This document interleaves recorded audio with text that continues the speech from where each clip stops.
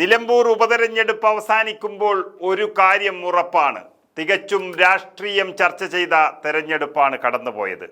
അതിൽ വളരെ ആസൂത്രിതമായ രാഷ്ട്രീയ നീക്കത്തിലൂടെ LDF പാളയത്തിന് കനത്ത നാശം വിതച്ചിരിക്കുന്നത് AICC സംഘടനാ general secretary KC Venugopal MP തന്നെയാണ്.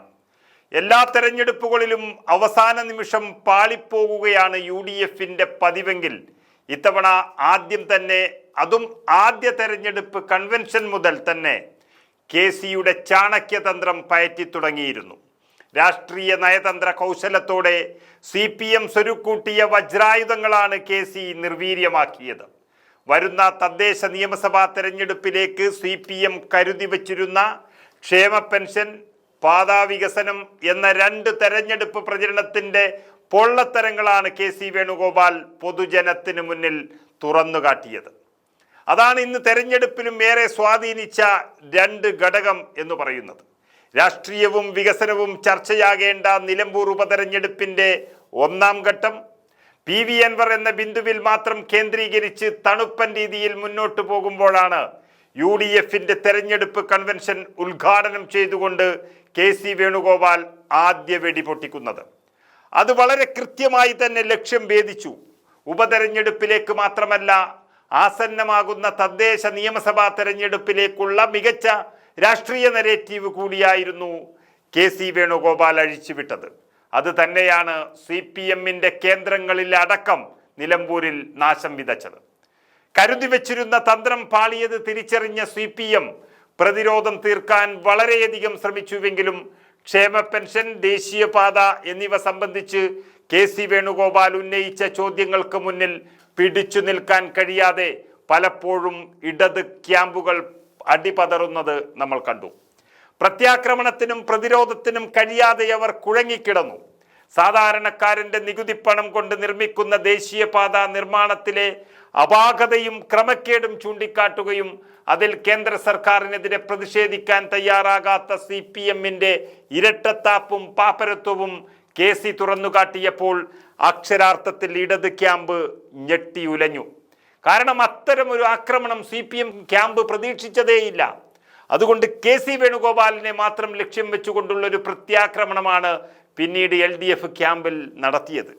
പക്ഷേ CPI അതിൽ നിന്ന് അകലം പാലിച്ചു. കാരണം KC ഉന്നയിച്ച കാര്യങ്ങൾ ജനം ഗൗരവമായി ചർച്ച ചെയ്യുന്നു എന്നൊരു തിരിച്ചറിവാണ് CPIയെ അതിൽ നിന്നും പിന്മാറാൻ പ്രേരിപ്പിച്ചത്. ക്ഷേമ പെൻഷൻ കുടിശ്ശിക വരുത്തുന്നതുമായി ബന്ധപ്പെട്ട് KC വേണുഗോപാൽ ഉന്നയിച്ച ആരോപണങ്ങൾ യഥാർത്ഥത്തിൽ CPM കരുതി വച്ച അവരുടെ ആയുധപ്പുരയിലെ ഏറ്റവും ശക്തിയും വീര്യവുമുള്ള ആയുധമായിരുന്നു. ആ ആയുധത്തെ നിർവീര്യമാക്കുന്നതായിരുന്നു KCയുടെ ചടുല നീക്കങ്ങൾ.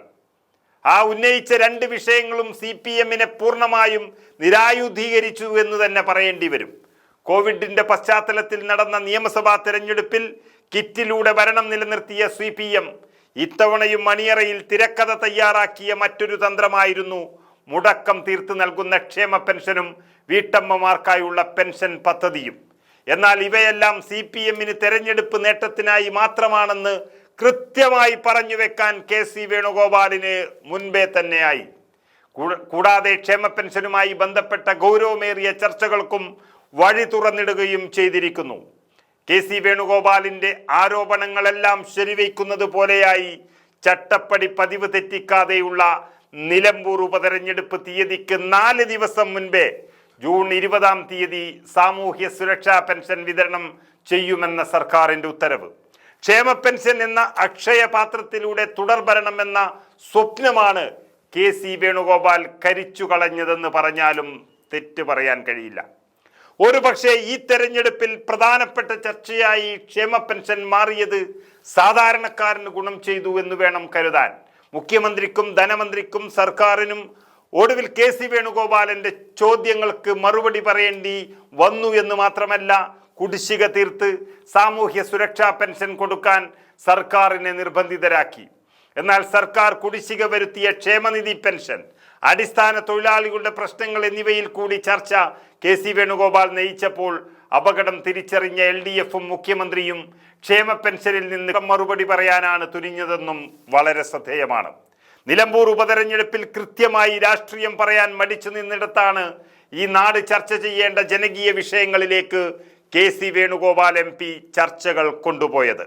മാത്രവുമല്ല, സർക്കാരിൻ്റെ ശേഷിക്കുന്ന ചുരുങ്ങിയ മാസം ക്ഷേമ പെൻഷൻ വിതരണം മുടക്കമില്ലാതെ നടത്തിയും അവസാന കാലത്ത് ജനത്തെ പറ്റിക്കാൻ നേരിയ വർധനവ് വരുത്തി തെരഞ്ഞെടുപ്പിൽ നേട്ടമുണ്ടാക്കാമെന്ന CPM-ന്റെ കണക്കുകൂട്ടലിലെ ദുഷ്ടലാക്ക് അത് വളരെ കൃത്യതയോടെ എടുത്ത് ജനമധ്യത്തിലിടാനും KC വേണുഗോപാലിനായി. അതിനാൽ CPM ഇനി അങ്ങോട്ട് പ്രധാന ശത്രുവായി കാണുന്നത് KC വേണുഗോപാലിനെ തന്നെയായിരിക്കും. അത് CPM നേതാക്കളുടെ പ്രതികരണത്തിലും വളരെ വ്യക്തമാണ്. CPM-ന് KC വേണുഗോപാൽ സൃഷ്ടിച്ച തലവേദന എന്ന് പറയുന്നത് ചില്ലറയല്ല. ഒടുവിൽ ഇസ്രായേൽ വിഷയത്തിലെയും മതവിശ്വാസങ്ങളിൽ CPM-ന്റെ ഇരട്ട നിലപാടും KC വേണുഗോപാൽ തുറന്നു കാട്ടുകയും ചെയ്തു. സർക്കാരിൻ്റെ ഭരണപരാജയം, കെടുകാര്യസ്ഥത, ധൂർത്ത്, അഴിമതി എന്നിവയും വർഗീയ ശക്തികളുമായുള്ള CPM-ന്റെ അവിശുദ്ധ ബാന്ധവവും വേണുഗോപാൽ തുറന്നു കാട്ടുകയും ചെയ്തിരിക്കുന്നു. മികച്ച രാഷ്ട്രീയ നരേറ്റീവിലൂടെ കോൺഗ്രസിനും UDF-നും നല്ലൊരവസരമാണ് KC വേണുഗോപാൽ തുറന്നിട്ട് കൊടുത്തിരിക്കുന്നത്. KC തുറന്നിട്ട പ്രശ്നങ്ങളെല്ലാം ചർച്ചയായപ്പോൾ LDF-ന്റെ എല്ലാ വാദങ്ങളും കത്തിച്ചാമ്പലാകുന്നതാണ് നമ്മൾ കണ്ടത്. അത് ഈ നിമിഷം വരെ, അതായത് ഇന്ന് വോട്ടെടുപ്പ് കഴിയുന്നത് വരെ അങ്ങനെ തന്നെ നിന്നു നിലമ്പൂരിൽ. അതുവഴി പിണറായി വിരുദ്ധ വികാരം ആഞ്ഞടിച്ചപ്പോൾ പരമാവധി വോട്ടുകൾ UDF-ലേക്കും അവർക്ക് വോട്ട് ചെയ്യാൻ കഴിയാത്ത ചില കമ്മ്യൂണിസ്റ്റുകൾ അൻവറിലേക്കും വോട്ട് ചെയ്തു ഭരണവിരുദ്ധ വികാരം പ്രകടിപ്പിച്ചു എന്നതാണ് സത്യം. UDF-നെ കാത്തിരിക്കുന്നത് വലിയൊരു വിജയമാണ് നിലമ്പൂരിൽ. ഇനിയും ഈ ചാണക്യ തന്ത്രങ്ങൾ ഫലപ്രദമായി ഉപയോഗിച്ചാൽ അടുത്ത വർഷം മുതൽ കേരളം UDF ഭരിക്കുമെന്നതിൽ സംശയം വേണ്ട.